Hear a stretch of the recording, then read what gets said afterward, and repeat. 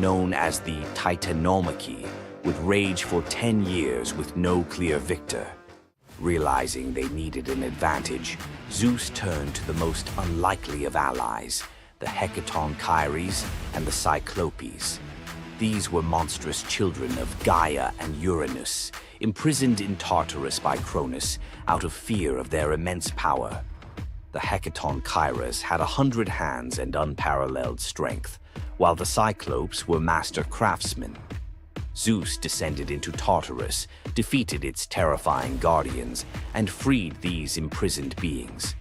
In gratitude, the Cyclopes forged weapons for Zeus and his brothers. Zeus received the thunderbolt, Poseidon the trident, and Hades a helmet of invisibility. With these tools and the raw power of the Hecatonchires, the Olympians finally had the upper hand. The final clash of the Titanomachy was a cosmic spectacle. The Titans, led by Cronus, unleashed their full fury, shaking the very foundations of the universe. Mountains crumbled, seas boiled, and the skies erupted in chaos. But Zeus and his allies were relentless. Zeus hurled his thunderbolts with unerring precision, scorching the battlefield and scattering the Titans' ranks. Poseidon unleashed massive earthquakes, and Hades used his helmet of invisibility to sow confusion among their enemies. The Hecatonchires proved invaluable, hurling massive boulders with their 100 hands, overwhelming the Titans. One by one, the Titans fell, their immense power no match for the combined might of the Olympians and their allies. Cronus was the last to fall. Zeus struck him down with a thunderbolt so powerful that it split the skies. With Cronus's defeat, the Titanomachy was over. With the Titans defeated, Zeus and his siblings faced a choice: what to do with their vanquished foes. In a move both strategic and ruthless, Zeus imprisoned the Titans in Tartarus, deep within the underworld, where they would remain for eternity under the watchful eye of the Hecatonchires. Zeus then divided the cosmos with his brothers. He claimed the skies as his domain, Poseidon took the seas, and Hades ruled the underworld. Together, they established the rule of the Olympians, with Zeus as their undisputed king. But the Titanomachy left scars. Gaia, enraged by the imprisonment of her Titan children, gave birth to new monstrous beings to challenge Zeus's reign. Among them was Typhon, a creature so fearsome that even the gods trembled before him. Typhon's battle with Zeus is another story for another day, but it serves as a reminder that power in the ancient world was never secure. Zeus's rise to power marked the beginning of a new era, but his reign was anything but peaceful. While he was the king of the gods, his rule was marked by constant challenges, from rebellious mortals to jealous deities and his own unquenchable desire for love and control. Zeus was both a protector and a tyrant, a figure who inspired awe and fear. His thunderbolts were a symbol of justice, but they were also a tool of destruction. He fathered countless children, both mortal and divine, and his many affairs often sparked conflict among the gods. Yet, despite his flaws, Zeus's rule brought stability to a chaotic world. Under his reign, the gods established order, overseeing the realms of humans and maintaining the delicate balance between earth, sea, and sky. The myth of Zeus and the Titanomachy isn't just a tale of war. It's a story about the cycles of power and rebellion. Just as Zeus overthrew Cronus, who had overthrown Uranus, Greek myths suggest that even the mightiest rulers are vulnerable to the forces of change. Zeus's story reminds us that leadership comes with its own set of challenges. It's not just about gaining power, it's about maintaining it, often at great cost. Zeus's rise to power is one of the most thrilling tales in mythology, filled with battles, alliances, and sacrifices. But what do you think? Was Zeus a just ruler, or was he simply another tyrant destined to fall like the Titans before him? Let us know your thoughts in the comments below. Don't forget to like this video if you enjoyed this dive into Greek mythology, share it with fellow myth lovers, and subscribe to our channel for more epic tales from the ancient world. Until next time, remember, the gods may rule from above, but their stories remind us of the struggles we all face below. Imagine a woman so terrifying that a single glance from her could turn anyone into stone. Medusa, a name that echoes through history as a monster, a villain, and a symbol of pure horror. But what if everything you thought you knew about her was wrong?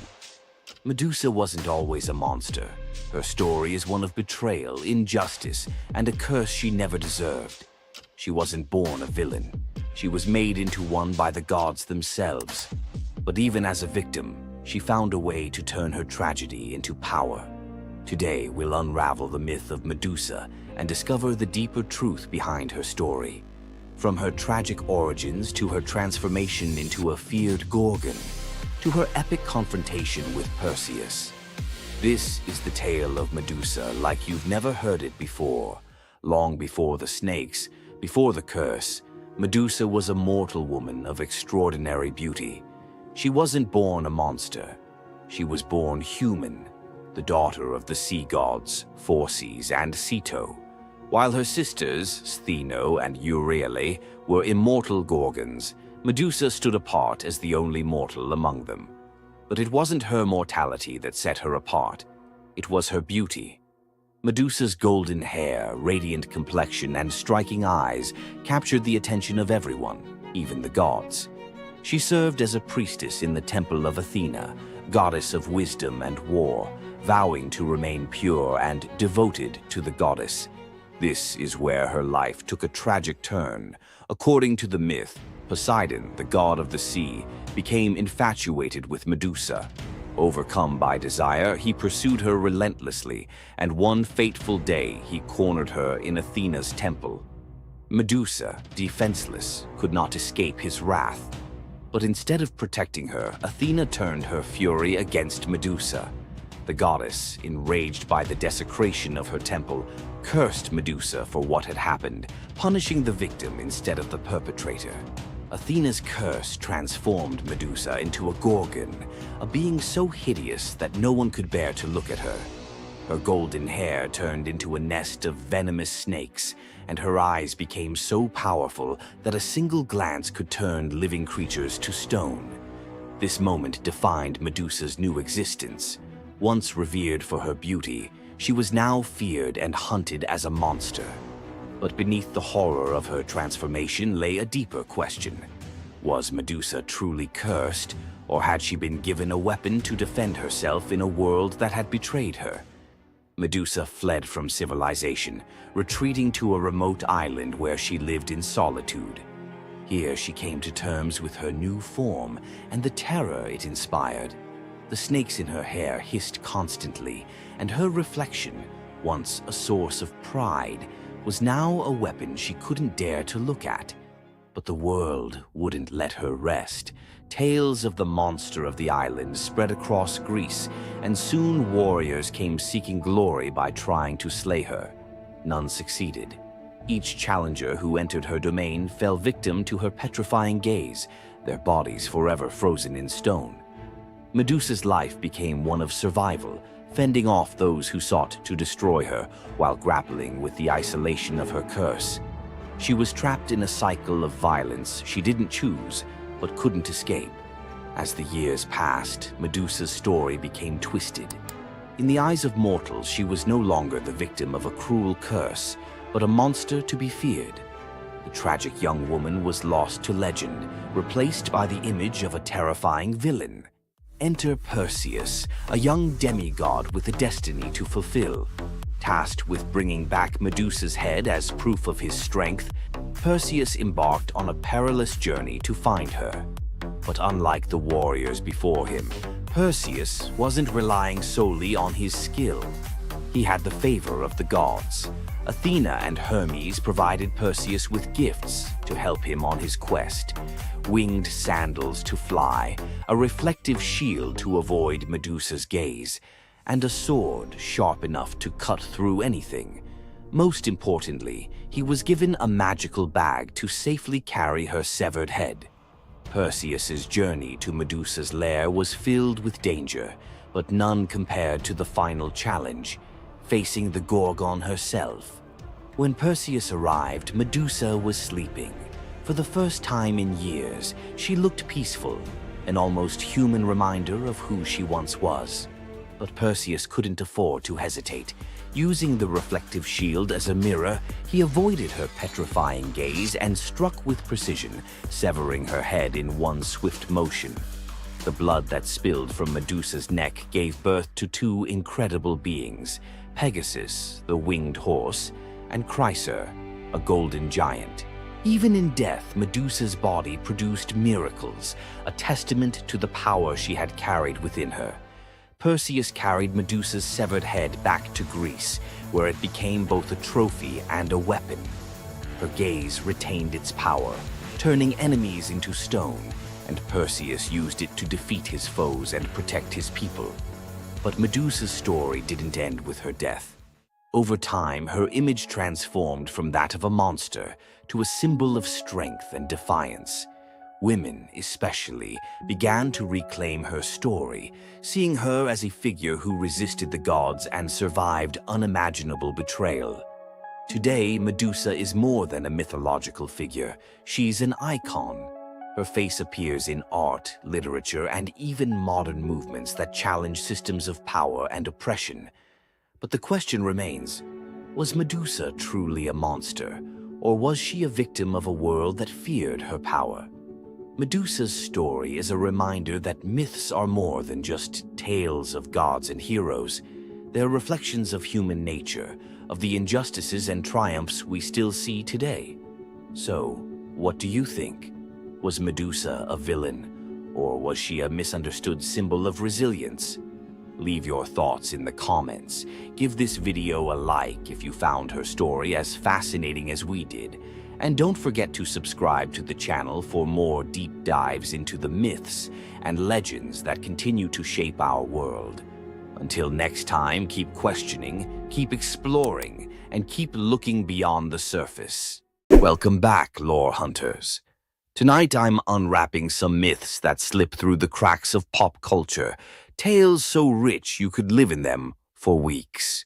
Let the veils fall. Old Phaon hauled passengers between Lesbos and Asia Minor in a skiff patched more than a beggar's coat. One dusk he carried an aged woman for free when storms cancelled the rich man's coin. She touched his wrist, her skin warmed like sunrise. That crone revealed herself as Aphrodite. Payment: an alabaster jar of rose-scented balm. Phaon rubbed a dab on his temples. Waves reflected a new face, jaw sharp, curls ink black. Word of the god-veined ferryman blitzed across isles. Queens queued for night voyages. Fame fed on humility until none was left. Phaon mocked old lovers, hiked his fares, painted his hull with gold leaf.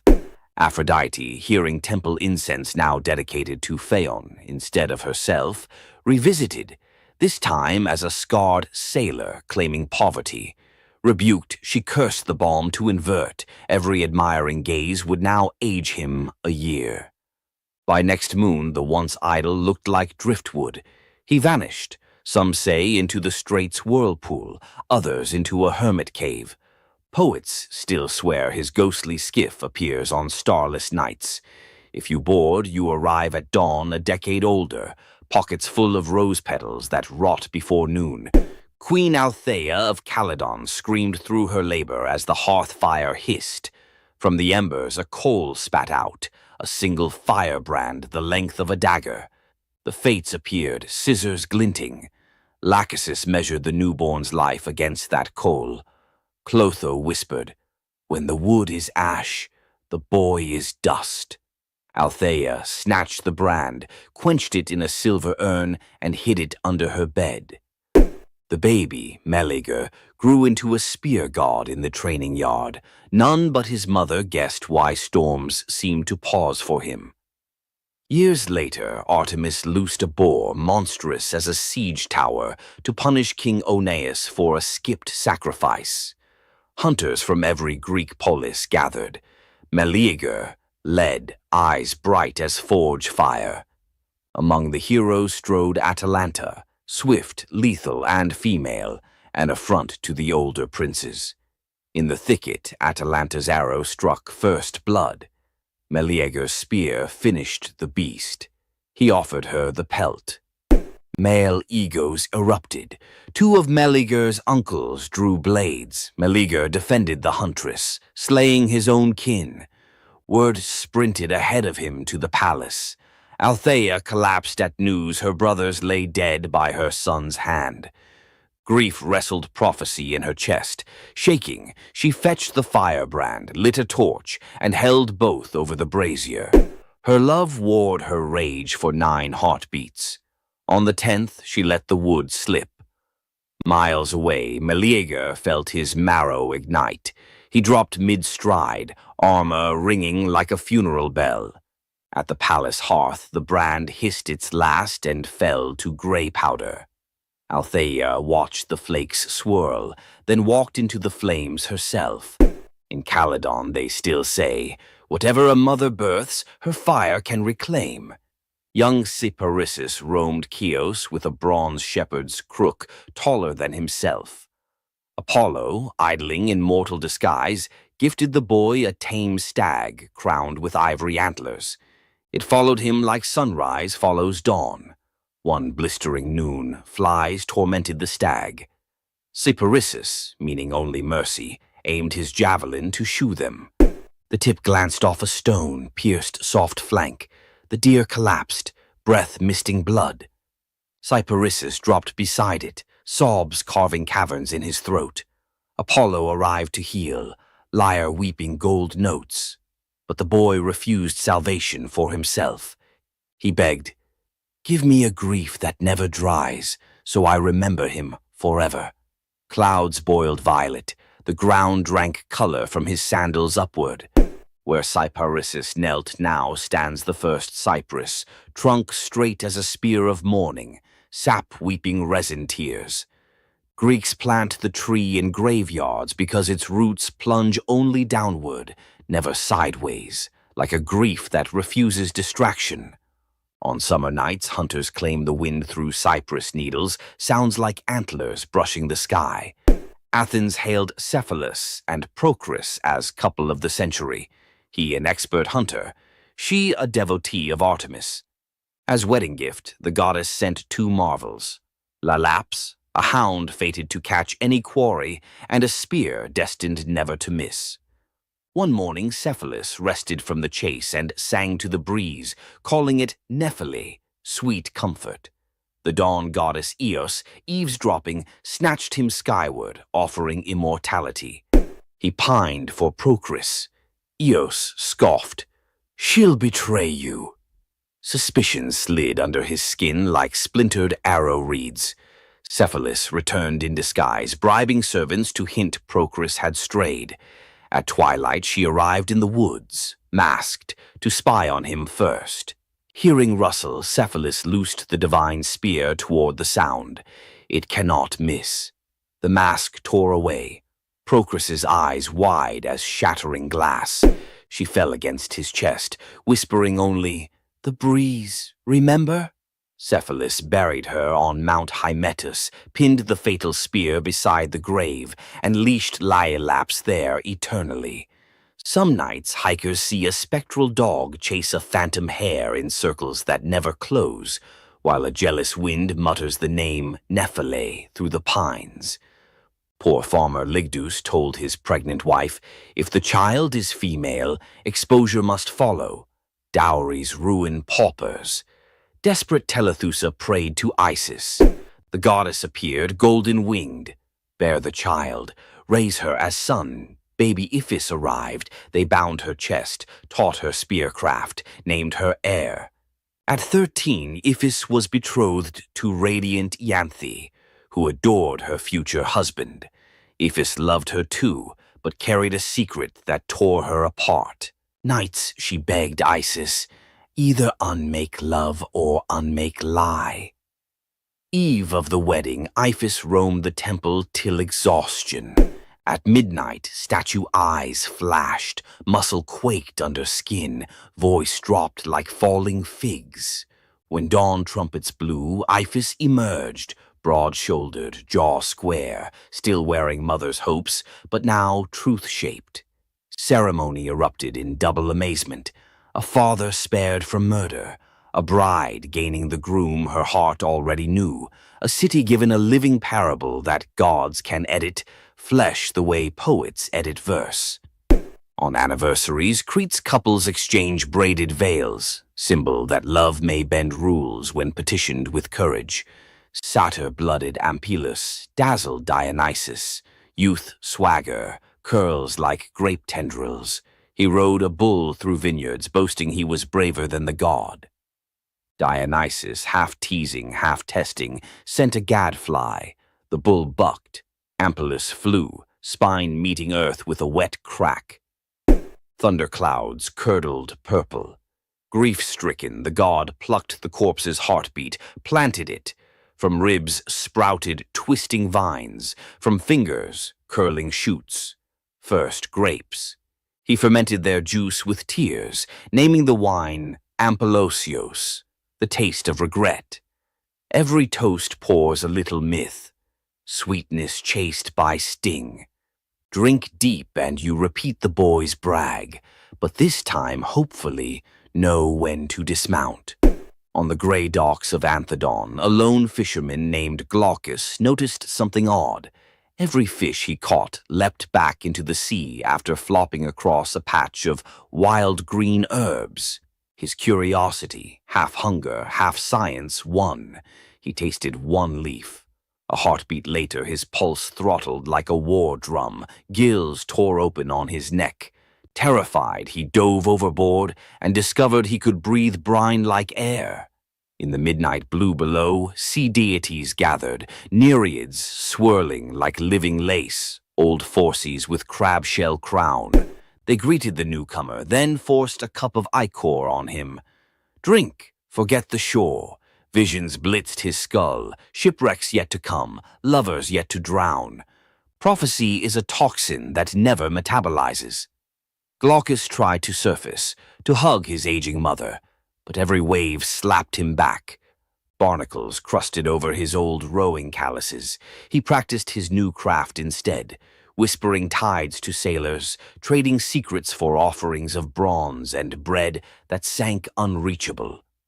Legend says if you stare into rough surf and hear your own name, it's Glaucus warning you to turn home. Ignore him, and you join his choir, another voice lost to the deep. In Attica ruled Periphas, so just that subjects built temples to him, not Zeus. Offerings piled higher than to Olympus. Flattery sharpens divine talons. Thunderhead over the palace. As lightning coiled to strike, Apollo intervened. Spare the righteous, punish the praise. Zeus relented, halfway. Before the court's eyes, Periphas's flesh rippled into plumage, arms broadened into storm-breaker wings. His queen begged accompaniment, became an osprey. Throne room glittered with abandoned gold. Zeus decreed the new eagle his personal herald. Immortal, hungry for serpents of hubris. Every lightning flash, tradition holds Periphas scouts ahead, making sure no mortal altars bear the wrong name again. Arcadian huntress Callisto pledged lifelong virginity to Artemis. Oaths echo loudest in forest silence. Zeus, disguised as Artemis, tricked Callisto when her secret pregnancy showed. The real goddess burned with double fury, betrayed and impersonated. Artemis transformed the girl into a shaggy bear. Callisto's newborn, Arcas, left human. Years later, on a hunt, Arcas drew bow at the lunging bear, unaware it was his mother. Zeus intervened, flinging both into the sky as Ursa Major and Ursa Minor. They circle Polaris forever, never touching. an eternal near miss engraved in stars. Notice how each story spins one spindle. Desire collides with destiny, and form shatters. Greek myth isn't merely about gods showing off, it's about limits, and the instant you cross them, reality melts and recools into shapes that remember the crime. Which of tonight's transformations branded you hardest? Firebrand, spear, cypress, rose curse, or braided veil? Write its name in the comments, but add one line. If this myth were my life lesson, I'd finish the sentence. Best confession gets read on next episode, immortal as any Greek hero. Slap that like if you felt the heat of Meleager's log or the sea spray of Phaon's oars. Subscribe and ring the bell so the algorithm threads your name into our next tapestry. Remember, stories are sparks. Hold them too lightly and they fade. Grip them too hard and they burn. Find your balance. See you in the weave. Athena, the goddess of wisdom, war, and strategy, was one of the most powerful deities in Greek mythology.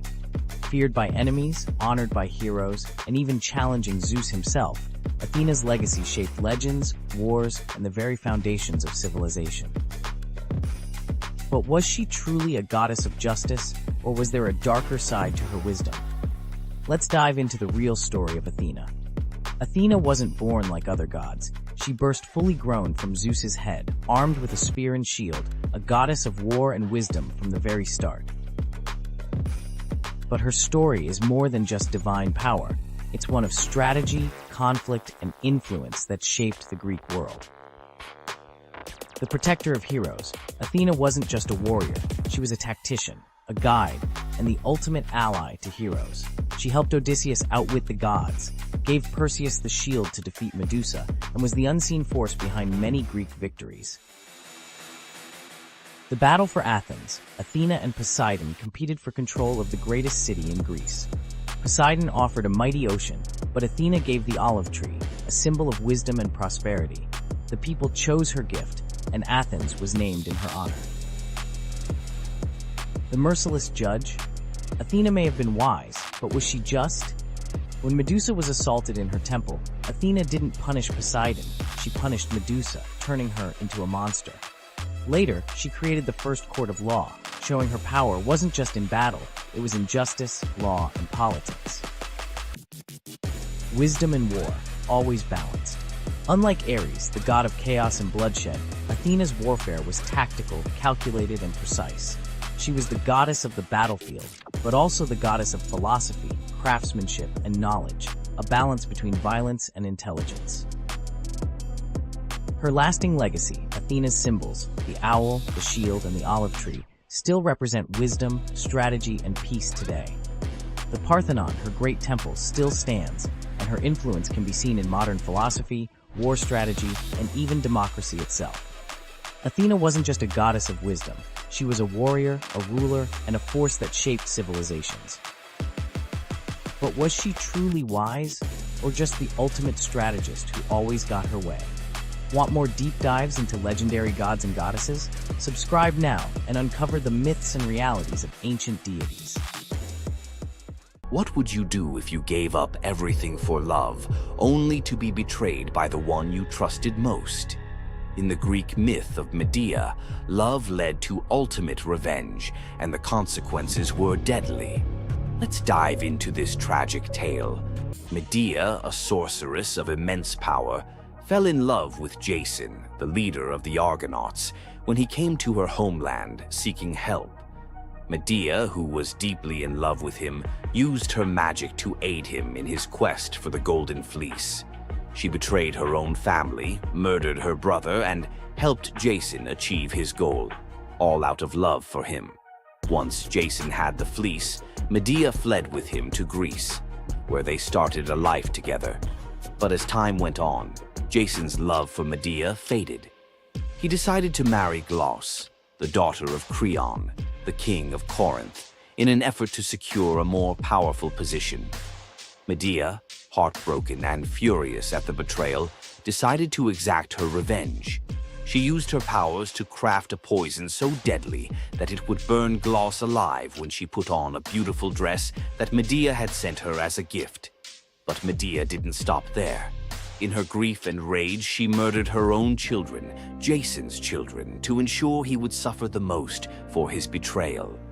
The pain of losing everything she loved was unbearable, and Medea, having left nothing behind but destruction, fled to Athens, leaving Jason to wallow in his sorrow and regret. Medea's story is a tragic reminder of the destructive power of betrayal and the extreme lengths to which love can drive someone. Sometimes love is not only blind, but it can also lead to devastation and vengeance. Does Medea's vengeance leave you thinking about the darkest side of love?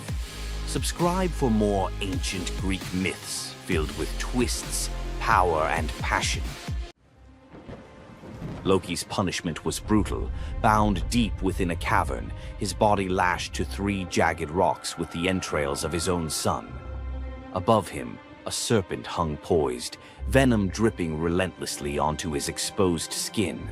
This scene, drawn from the poetic Edda and the prose Edda, became a symbol of both divine vengeance and suffering that echoed through Norse legend. But the gods never counted on one presence: Sigyn, Loki's faithful wife. Her hands trembled as she knelt beside him, catching each drop of poison before it could sear his flesh. Her quiet devotion became a fragile shield against the god's wrath.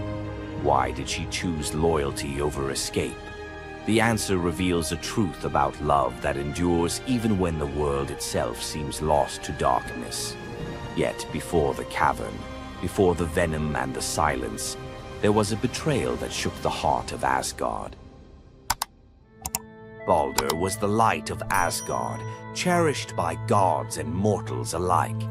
His laughter filled the halls, a warmth that even the golden apples of Idun could not rival.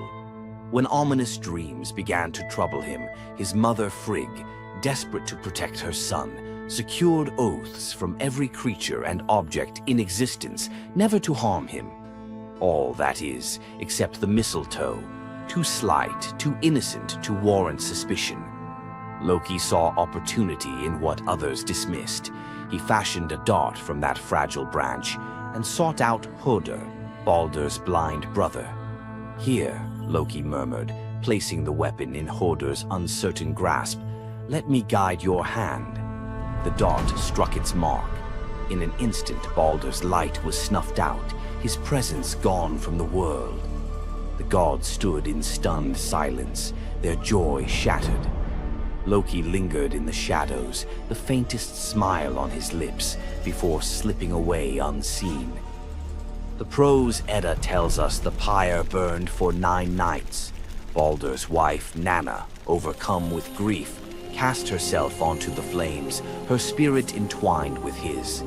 The gods heaped treasures upon the funeral bier, Odin's ring Draupnir, Baldur's own ship Hringhorni, to honor him, but no offering could fill the void left behind. The air grew heavy with suspicion.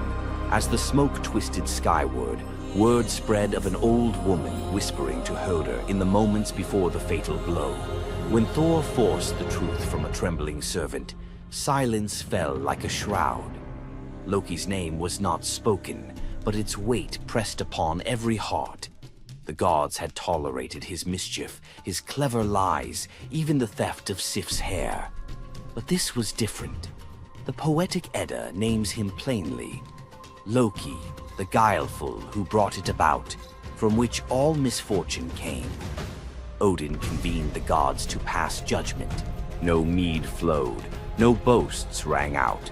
The All-Father's single eye burned cold as he named Loki Oathbreaker and Kinslayer. Weapons gleamed in restless hands. Even gentle Friar's fingers tightened around his sword. Loki understood the god's fury. He fled Asgard, his mind racing with schemes. As told in the prose Edda, he built a lodge in the mountains, doors on every side, always watching for his pursuers. Still, he could not outrun their vengeance. Odin's gaze found him, even in hiding. When the gods arrived, Loki tried to slip away, transforming into a salmon to evade capture in the river's swift current. But Thor's grip proved stronger than fate. Dragged back through the gates he once helped raise, Loki passed faces twisted with anger and betrayal. The gods' judgment was swift. The path ahead led not to mercy, but to a place where pain and silence waited in the damp and the dark. They forced Loki into the heart of the earth, a cavern where the air pressed cold and heavy, and every sound echoed off stone walls, slick with damp. Water dripped steadily from above, each drop magnifying the hush that settled over the gods as they set to their grim task. The stench of venom lingered, sharp and persistent, mingling with the iron tang of old blood. Odin's single eye caught the flicker of Skadi's movement. A silent nod passed between them, sealing what would come next. 3 massive boulders, freshly gouged with holes, stood ready. The gods had not brought chains or rope. Instead, they made Loki's punishment a reflection of his own chaos. The prose. Edda tells us they transformed one son, Vali, into a wolf who slew his brother, Nari. With the entrails of Nari turned to iron by the gods' will, they bound Loki fast, wrists, neck, thighs, and ankles locked tight against the unyielding stone. As the Völuspá declares, with the guts of his ice-cold son, the killer is bound. Each knot and twist was deliberate, a reminder that his own blood now held him captive. The weight of the rocks pressed into his flesh, a constant ache that would never fade. Skadi stepped forward, her presence sharp as frost. In her hands, a serpent writhed, its fangs gleaming. She fixed the creature to a stalactite directly above Loki's face. "For Balder," she said, her voice steady and cold. The serpent's jaws parted, and a bead of venom gathered at its tip. It hung for a moment, then fell. Loki's scream reverberated through the cavern, his body arching in agony as the venom burned into his skin. The pain was relentless, searing into bone, and the world above felt its echoes, earthquakes shaking Midgard, rivers shifting, the roots of Yggdrasil quivering. The gods watched in silence, their faces unreadable. Justice, they believed, had been served. As the serpent's venom continued its slow assault, the rhythm of torment became all-consuming. The next drop formed, poised to fall. Then a figure emerged at the edge of the chamber, a woman, silent, a wooden bowl cradled in her hands. Sigin's arms were blistered, her sleeves stained, but her grip was unwavering as she stepped into the circle of pain. The cavern held its breath. Sigyn knelt, her presence a quiet defiance. The venom hissed into the bowl, wood darkening with each drop.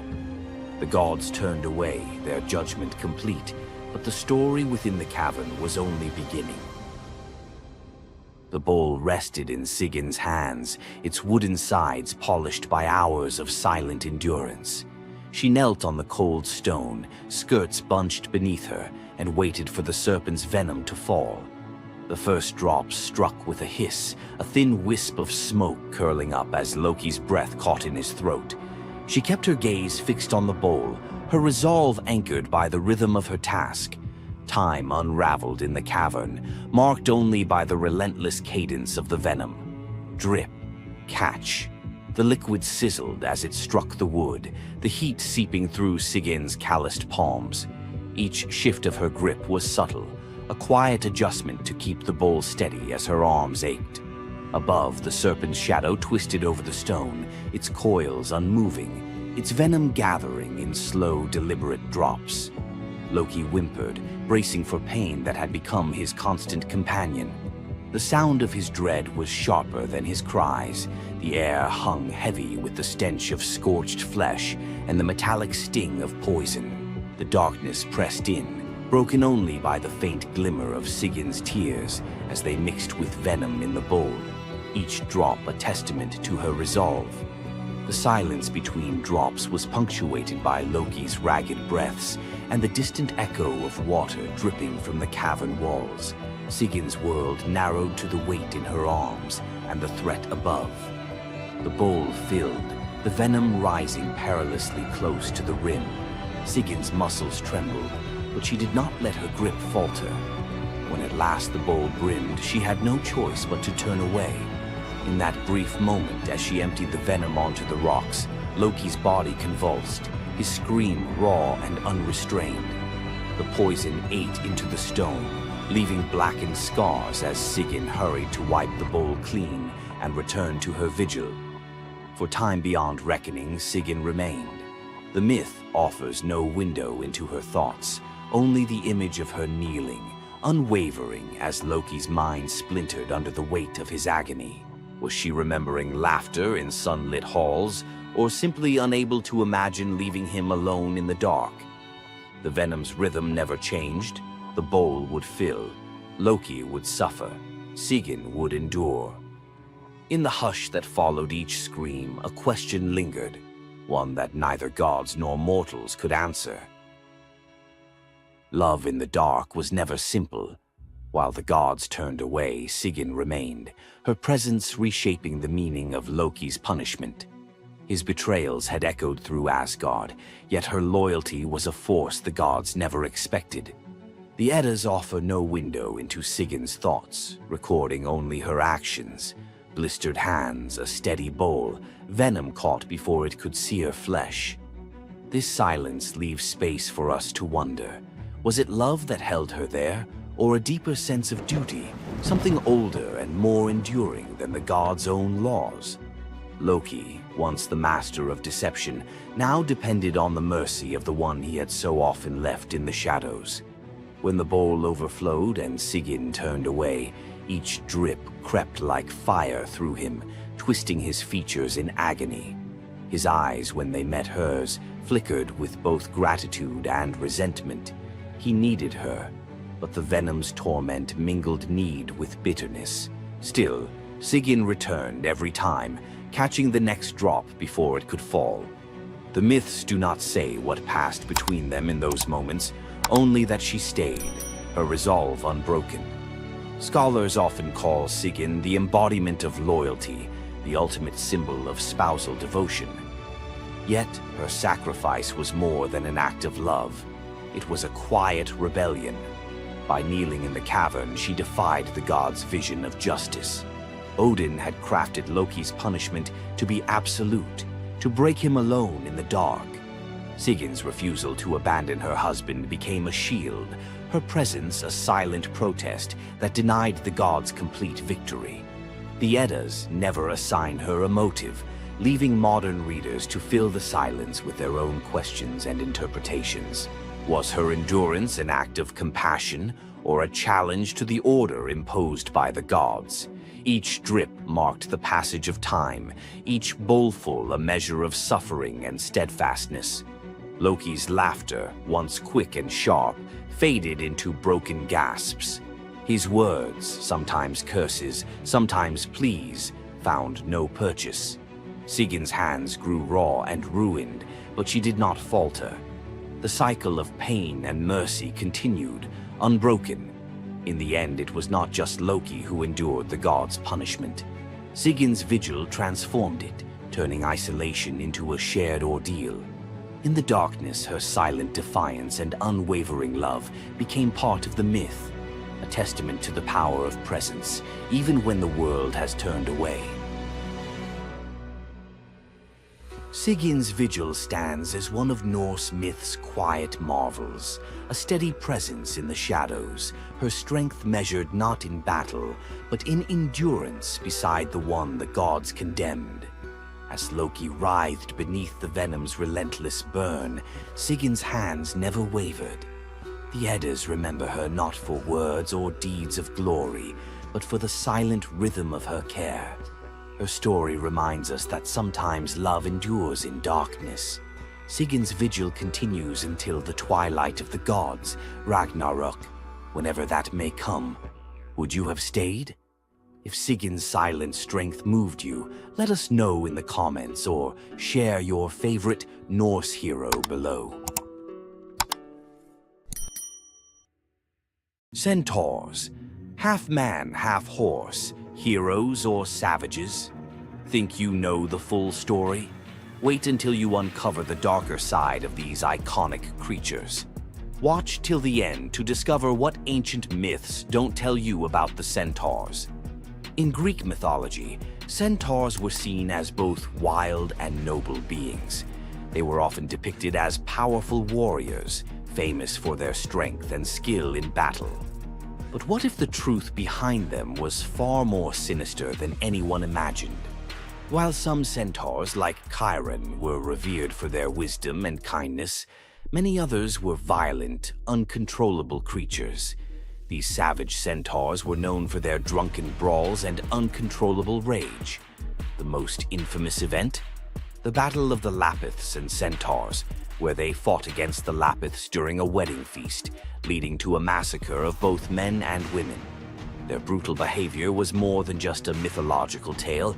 It symbolized the chaos that could occur when civilization collided with the wild, untamed forces of nature. But why did the Greeks depict centaurs this way? Was it a cautionary tale about the dangers of unchecked power and savagery, or a deeper reflection on humanity's struggle between reason and instinct? The darker truth behind the centaur myth might just hold the key to understanding the wild, primal side of ancient Greek culture. Centaurs are more than just mythical beasts. They represent the conflict within us all. If you're fascinated by the hidden truths of ancient myths, don't forget to subscribe for more dark stories from Greek mythology. Ever wondered what it would be like to walk through the ancient world and encounter mythical creatures from Greek mythology? Get ready to meet the beasts that shaped legends. In Greek mythology, creatures were more than just beasts. They were symbols of the forces of nature, God's will, and humanity's struggle with the unknown. From the terrifying Minotaur lurking in the labyrinth to the mesmerizing sirens luring sailors to their doom, these creatures were as captivating as they were dangerous. The mighty Hydra, with its multiple heads that regrew each time they were cut off, was a symbol of unstoppable power. The Cerberus, the three-headed dog guarding the gates of the underworld, represented the barrier between life and death. But not all mythical creatures were monsters. The graceful Pegasus, a winged horse born from the blood of Medusa, symbolizes freedom and the pursuit of the heavens. These creatures still live on in our stories, haunting the shadows of ancient Greece and whispering through the winds of time. Which Greek mythological creature fascinates you the most? Share your thoughts and don't forget to subscribe for more legendary tales from Greek mythology. Imagine being one of the greatest hunters in the world, known for your unmatched speed and skill. But despite all your abilities, your destiny is determined by a simple golden apple. Let me tell you the tragic tale of Atalanta, the huntress who couldn't escape her fate. Atalanta was abandoned at birth by her father, Zeus, who didn't want a daughter. Left to die in the wilderness, she was raised by a she-bear, learning to hunt and survive. As she grew, Atalanta became a legendary warrior, her skills in hunting unmatched. But no matter how great she became, she could never escape one thing: her prophecy. A prophecy foretold that Atalanta would only marry a man who could outrun her in a race. As the years went by, many suitors came, eager to win her hand. But Atalanta, fiercely independent, defeated them all.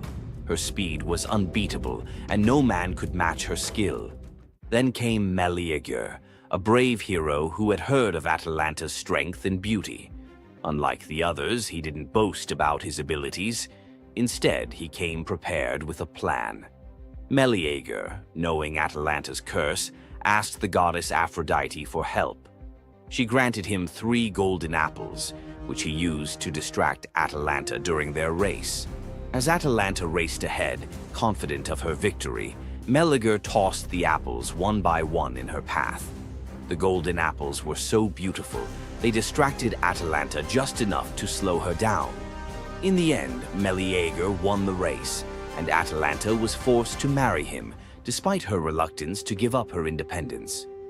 But the story doesn't end in happiness. Atalanta and Meleager's marriage was plagued with regret. Atalanta, still driven by her need for freedom, felt trapped by the very love she couldn't escape. And in the end, Meleager, whose destiny was also marked by the gods, tragically died before she could ever truly be free. Atalanta's story is a tale of love, fate, and the clash between personal destiny and desire. Despite her unmatched strength and independence, her fate was sealed by love, and her story remains a tragic reminder of how even the most powerful can be brought down by what they cannot control. If Atalanta's bittersweet story of fate and love left you in awe, subscribe for more untold Greek myths and the heroes who shaped the ancient world. Ask most people about Greek myth and you get 12 labors, a Gorgon's haircut, or a fire thief nailed to a cliff. Tonight we leave the doom scroll and open the side door, some lesser-known legends where the gods give instead of take. Pour something you love, silence the group chat, because each tale rolls out in 4 acts, exactly like a Netflix mini-EP. First jar on the left, a polished grain of barley the size of a thumbnail. Let's pry it open.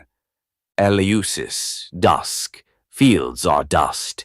Demeter still mourns Persephone.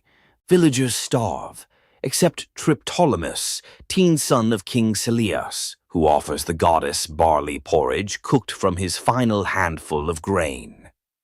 Moved, Demeter turns her grief to gratitude and hands him a leather pouch of enchanted